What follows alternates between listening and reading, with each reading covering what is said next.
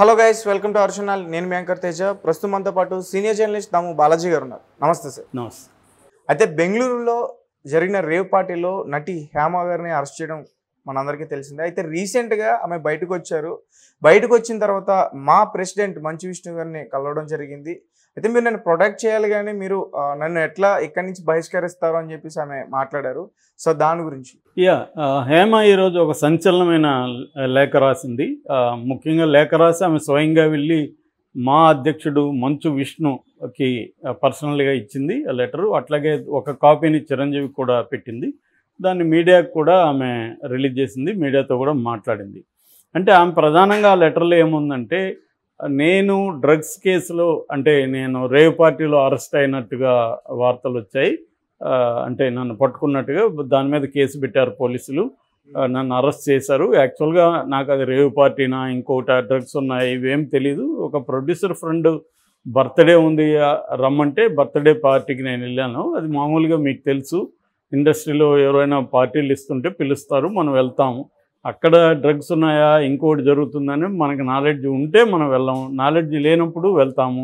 వెళ్ళినప్పుడు అక్కడ జరిగేదానికి నేను ఎలా బాధ్యత వహిస్తాను? సో నాకు టెస్టులు చేశారు, అది ఇంకా ఆ టెస్టులు కూడా రిజల్ట్ బయటికి రాలేదు ఇంకా.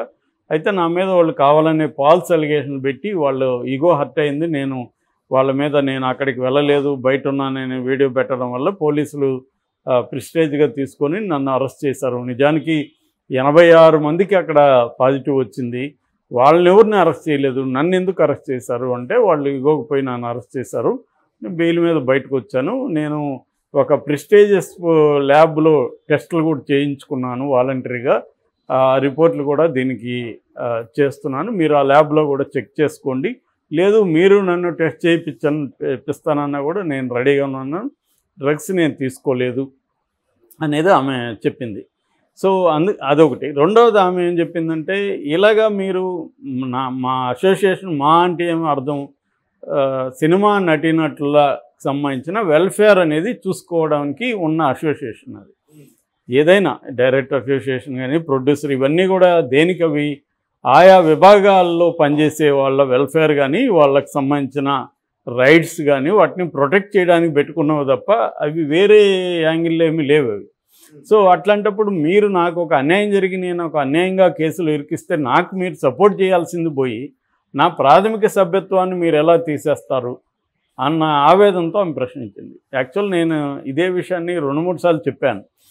మంచు విష్ణు చేసింది ఖచ్చితంగా తప్పని నేను చెప్పాను. ఎందుకంటే ఈమె శిక్ష పడి జైలుకి వెళ్తే అది వేరే వ్యవహారం, శిక్ష పడలేదు. ఆమె మీద అభియోగాలు ఆరోపించారు. సో ఆరోపించినంత ఇప్పుడు నా మీద ఒక ఆరోపణలు వస్తే నేను నేరస్తుడు కాదు కదా, ఓకే, అక్యూజుడు మాత్రమే, నిందితుడు మాత్రమే నేను. సో నేను అక్యూజుడు కాదు. ఈ తేడా విష్ణు లాంటి వాళ్ళకి తెలియకపోతే ఎలాగా? విష్ణు ఏమన్నాడు, పోలీసులు కానీ చెబితే నేను ఆమెను తీసేస్తానని ఫస్ట్లోనే అనౌన్స్ చేసి, పోలీసులు చెప్తే నువ్వెలా తీసేస్తావు? పోలీసులు చాలామంది మీద ఫాల్స్ కేసులు పెడతారు. సో పోలీసులు పెట్టిన ప్రతి కేసులు నేరస్తులేనా? రేపొద్దున వీళ్ళ మీద పెట్టడానికి గ్యారంటీ ఉంది. ఇంతకుముందు కూడా ఇదే మోహన్ బాబు వాళ్ళ మీద కేసులు లేవా? గతంలో వాళ్ళ బ్రాహ్మణుల మీద అటాక్ చేశారని చెప్పి వీళ్ళ మీద కేసులు లేవా? మరి వీళ్ళు నిందితులు కాదా? అదొకటి. రెండవది, అతను మోరల్ యాంగిల్లో మాట్లాడుతూ ఉన్నాడు, అంతే కదా. లీగల్ యాంగిల్లో ఆమెకు శిక్ష పడలే. మోరల్ యాంగిల్ ఏంటి? ఒక నేరం ఆరోపిస్తే వాళ్ళు నేరస్తులు అన్నట్టుగా తీసేస్తామని అనేది మోరల్ యాంగిల్ తప్ప అది ఇంకేమీ యాంగిల్ కాదు. అంత మోరల్ యాంగిల్ ఉంటే ఈయన 2 ఏళ్ళు అయిపోయింది టర్మ్, రిజైన్ చేయాలి కదా. ఎందుకున్నాడు కంటిన్యూస్గా? ఎలక్షన్లే జరపలేదు. సో విష్ణుకి మోరల్ యాంగిల్ మాట్లాడే రైట్ ఏముంటుంది? అతను యాక్చువల్గా ఆ ఎన్నికలు ఎలా జరిగాయి కూడా చూసాం మనం. అంతకంటే ఘోరం ఉంటుంది ఆ ఎన్నికలు జరిగిన ఘోరాలు మనం చూసాం కదా. ఒక్కొక్కరికి డబ్బులు ఇచ్చి ఎక్కడెక్కడో తెప్పించి దాదాపు 800 మంది ఆర్టిస్టులని రప్పించి, వాళ్ళు అసలు ఎప్పుడు ఆర్టిస్టులు రిజైన్ అయిన జెనీలియా లాంటి వాళ్ళంతా కూడా రప్పించారు. మరి ఇదేం మోరల్ యాంగిల్? నువ్వు ఇదేం డెమోక్రసీ? మరి అంత నువ్వు అన్డెమోక్రటిక్గా గెలిచి ప్రెసిడెంట్ అయ్యి నీ సభ్యురాలకి మాత్రం మోరల్ యాంగిల్లో నువ్వు పుడుచుకొని వచ్చిందా నీకు? సో ఇక్కడ ఏంటంటే ఇంతకంటే హిపోక్రసీ ఉండదు. సో ఆ విష్ణు చేసింది ఖచ్చితంగా ఖండించాలి. అది మిగతా వాళ్ళు కూడా ఖండించలేదంటే ఆశ్చర్యం. అదే పెద్దవాళ్ళకి ఏ మహేష్ బాబుకి జరిగితే ఇలా చేయగలరా వీళ్ళు? ఏ చిరంజీవికి జరిగితే చేయగలరా? సో ఇక్కడ క్లియర్గా ఏంటంటే ఆమె జరిగేసరికి ఆమె ఏదో చిన్న ఆర్టిస్టు, ఇక్కడ మోరల్ యాంగిల్, నీతి, న్యాయం ఇవన్నీ గుర్తుకొస్తాయి వీళ్ళకి. రెండోది మహిళ, ఇవన్నీ వచ్చేసరికి ఆమె మీద లైంగికంగా ఆమె అమ్మాయిల్ని సరఫరా చేస్తున్న ఇంకోటి ఇది చేస్తున్నారు. అదేదో ఉంది కదా, మీలో నేరం చేయని వాడు ఎవరో రాయి విసరండి అని బైబిల్లో. అలాగే ఇక్కడ ఎవడు ఇక్కడ పతితుడు కాదు, ఎవడు నీతిమంతుడు కాదు, ఎవడి కింద వాళ్ళ వ్యవహారాలు ఉన్నాయి, ఇక్కడ మచ్చలు ఉన్నాయి. ఇది వదిలేసి ఇక్కడ నీతులు మాట్లాడుతూనే కాలేదు ఇక్కడ. సో ఆ రకంగా ఖచ్చితంగా ఆమె అడగడంలో న్యాయం ఉంది. ఆమె డ్రగ్స్ తీసుకొని ఉంటే కూడా నిజానికి అది నేరం కాదు. ఎందుకంటే గతంలో రవితేజ మీద ఆరోపణలు రాలేదా, పూరి జగన్నాథ్ మీద రాలేదా, వీళ్ళందరినీ తీసాడా? వీళ్ళు తీయలేదు కదా.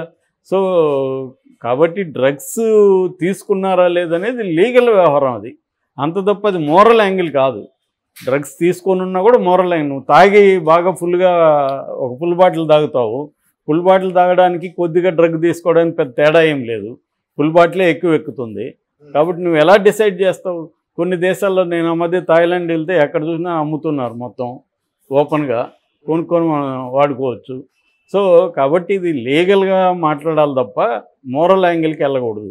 ఇక్కడ మన దేశంలో ఉండే ప్రాబ్లం ఏంటంటే మోరల్ ఏది లీగల్ ఏది అనేది తెలియక క్లియర్గా మిక్స్ చేసేస్తారు. లేదా వాళ్ళకి అవసరం వచ్చినప్పుడు మోరల్స్ మాట్లాడతారు, వాళ్ళకి ఇబ్బంది వచ్చినప్పుడు లీగల్గా మాట్లాడతారు. సో ఈ డ్యూయాలిటీ అనేది మనకి ఇబ్బందికరమైన విషయం. సో ఈ యాంగిల్లో ఆమె అడిగింది న్యాయం, ఖచ్చితంగా ఆమెను సపోర్ట్ చేయాలి. ఆమె డ్రగ్ తీసుకునిందా లేదనేది లీగల్ వ్యవహారం, రేవ్ పార్టీకి పోయిందా లేదనేది లీగల్ వ్యవహారం.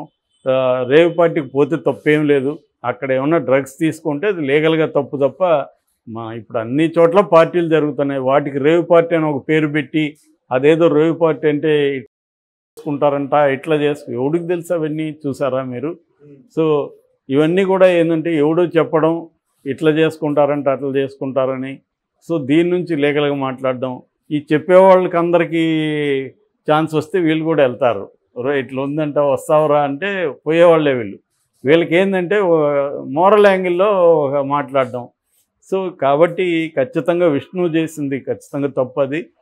నిజానికి మిగతా వాళ్ళన్న ప్రశ్నించి ఉండాలి విష్ణుని, నువ్వు ఎలా తీస్తావా ఆ అమ్మాయి మీద, కనీసం ఆమెకు శిక్ష పడలేదని. అయితే ఇక్కడ దీన్ని కొద్దిగా బ్రాడర్ కాంటెక్స్లో పెడితే మగవాళ్ళు కూడా దీంట్లో ఇలాంటి వాటిలో చాలాసార్లు బలవుతున్నారు. ముఖ్యంగా మీ టూ మూమెంట్లో ఇప్పుడు 20 ఏళ్ళ తర్వాత, 20 ఏళ్ళకు ముందు నాతో కూడా ఒక అమ్మాయి పనిచేసి ఉంటుంది ఈ ఛానల్లో. 20 ఏళ్ళ తర్వాత నన్నప్పుడు నా తొడ మీద చేయేస్తాడు బాలాజీ సారు అని ఆమె కంప్లైంట్ ఇస్తుంది. దాంతో నన్ను జర్నలిస్ట్గా తీసేస్తారు. ఇది కూడా దేశంలో చాలా చోట్ల జరుగుతుంది. 20 ఏళ్ళుగా నువ్వు ఎందుకు చెప్పలేదు? చెయ్యేసి ఎందుకు వేసాడు చెయ్యి, అప్పుడెందుకు నువ్వు చెప్పలేదు? సో ఒకవేళ చెయ్యేస్తే అది నేరం అయితే అది కోర్టు చూసుకుంటుంది. వీడియో తీసేయడానికి జర్నలిస్టుల అసోసియేషన్ నుంచి ఇలాంటివి కూడా చాలా జరిగాయి. ఈవెన్ అమెరికాలో కూడా ఇదే గోలే. అమెరికాలో వుడీ అలెన్ లాంటి గొప్ప డైరెక్టర్లను కూడా ఈ యాంగిల్లో తీసేసిన సందర్భాలు ఉన్నాయి. గొప్ప గొప్ప డైరెక్టర్ని, రోమన్ పోలన్స్కీ, వుడీ అలెన్ ఇలాంటి వాళ్ళని కూడా.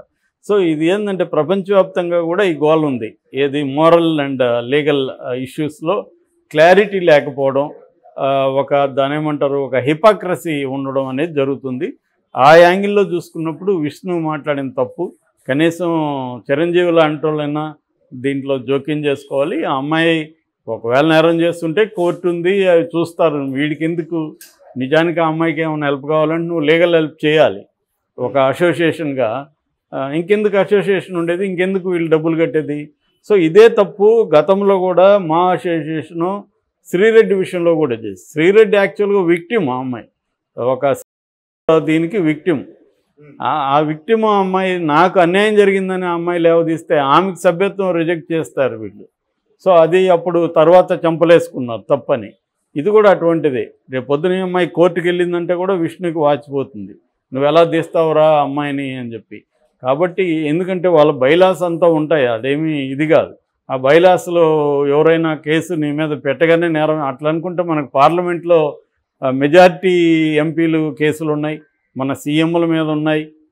చంద్రబాబు మీద లేదా? చంద్రబాబు జైలుకి వెళ్ళి రాలేదా? అంతకుముందు జగన్ సీఎంగా ఉన్నాడు, ఆయన మీద కేసు లేవా?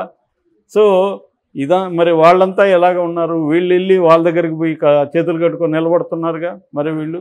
సో ఇదేంటంటే కేసు పెట్టినంత మాత్రాన నేరస్తులు కాదు, లీగల్గా తీసుకున్నప్పుడు వాళ్ళకి పనిష్మెంట్ అయ్యి జైలుకి వెళ్తే అప్పుడు వాళ్ళు నేరస్తులు అనొచ్చు, కానీ అంతవరకు వాళ్ళు నేరస్తులు కాదు. వాళ్ళని తీయడం కరెక్ట్ కాదు. ఆమె అడిగింది అయితే కరెక్ట్.